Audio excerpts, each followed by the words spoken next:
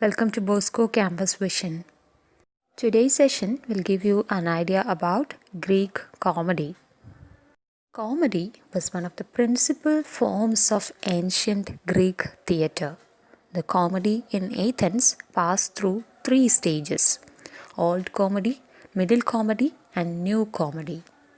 The comedy of the 5th century Athens, that is the Old Comedy, combines iambic or Trochaic dialogue and choral song. The earliest known comic dramatists were Coinides and Magnus, who seem to have competed in the earliest recorded contest at the Great Dionysia.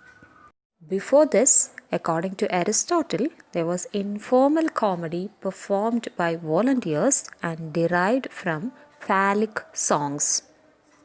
Aristotle also suggests that Greek comedy may have evolved from the Doric comedy, a type of comedy in the Greek colony of Syracuse in Sicily. The chief exponent of Doric comedy was Epicharmus. There was also evidence of archaic vases showing dancers disguised as animals of one kind or another, which seemed to provide a precedent for the animal choruses found in many comedies.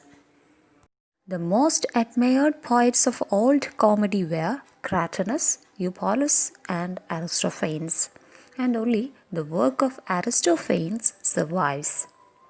One of the major features of old comedy is the scurrilous and often quite unfair abuse which the comic poets heaped on contemporary individuals, from defenseless private citizens to powerful politicians.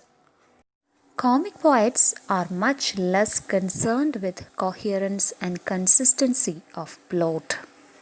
An actor in a comedy is always allowed to come out of character for the sake of joke or a topical reference, and that dramatic illusion may be deliberately broken for the sake of insulting the audience or playing with theatrical convention. There is no attempt at unity of place, a few lines of dialogue being sufficient to transform the imagined setting completely. Again, actors in comedy are used less economically than in tragedy. The language of comedy is an entirely colloquial Attic Greek. What about the structure of old comedy?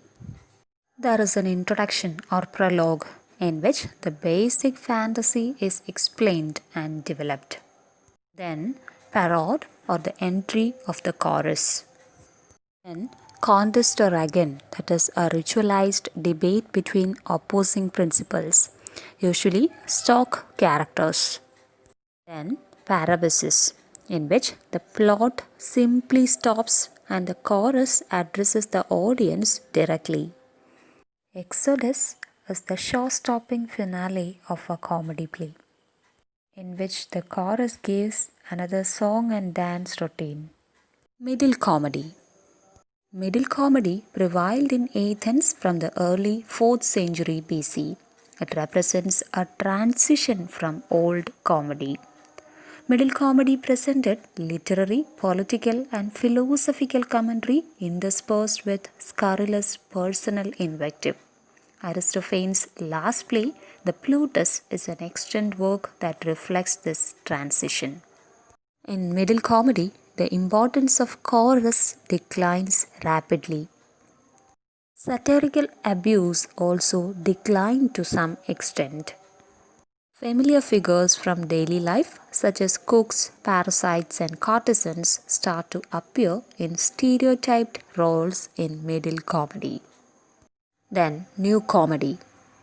New Comedy, which prevailed from the late 4th century BC, was a gentle, whimsical comedy of manners. It shows the influence of the romantic tragedies of Euripides.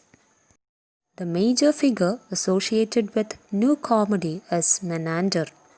Alexis, Philemon, and Diphilus are the other popular poets.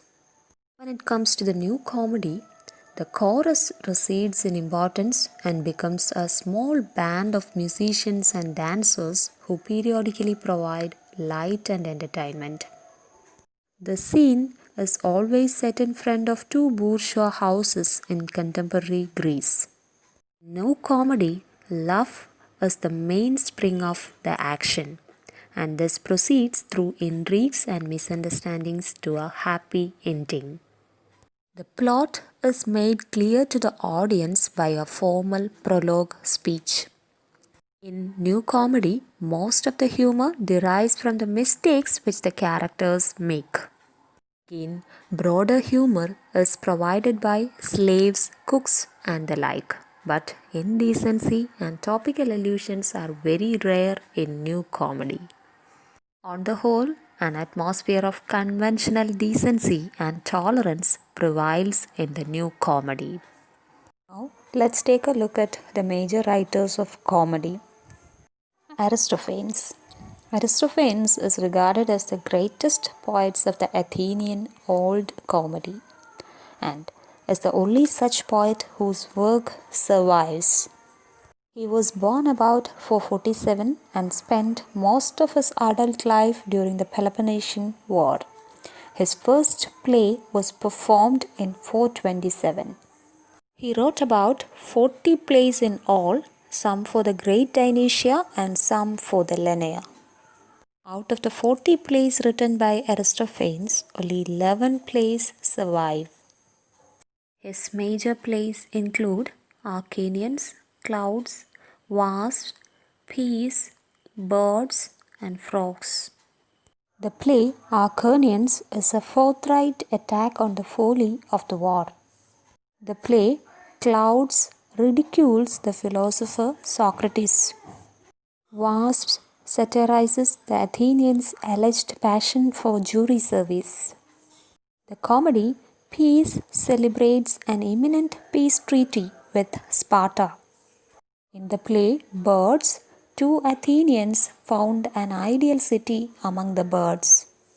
In the play Frogs, the god Dionysius visits the underworld to fetch Euripides back. Menander. Most celebrated poet of the Athenian New Comedy, Menander wrote over 100 plays. He won first prize in the dramatic competitions only 8 times. Until the end of the 19th century, knowledge of his work rested only on the numerous lines quoted by later authors. The only other source was Latin adaptations of his plays by the Roman dramatists Plautus and Terence. Since 1900, however, a number of substantial fragments have been recovered from papyrus preserved in the dry sands of Egypt.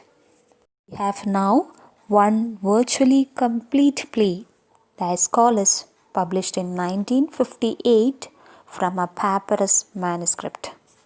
A large portions of his other plays, Samia, Caesonius, Epitropondus, Aspis, and smaller fragments of several others are also available. So that's about Greek comedy. Here comes the question for you. Please do complete the work and post it in the WhatsApp group. Thanks for paying attention.